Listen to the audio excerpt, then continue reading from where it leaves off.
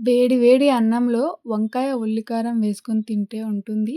చాలా బావుంటుంది. మరి అలాంటి టేస్ట్‌ని మీరు ఎంజాయ్ చేయాలనుకుంటున్నారా? సింపుల్‌గా ఎలా చేసేయాలో చూసేద్దాం వచ్చేయండి.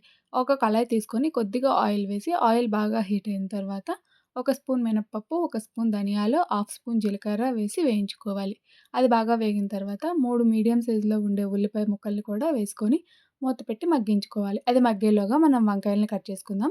వీడియోలో చూపిస్తున్నట్టుగానే కట్ చేసుకోవచ్చు. లేదంటే చిన్న చిన్న ముక్కలుగానే కట్ చేసి సాల్ట్ వాటర్‌లో వేసి పక్కన పెట్టుకోవాలి. ఈలోగా ఉల్లిపాయ ముక్కలు కూడా చక్కగా మగ్గిపోయాయి.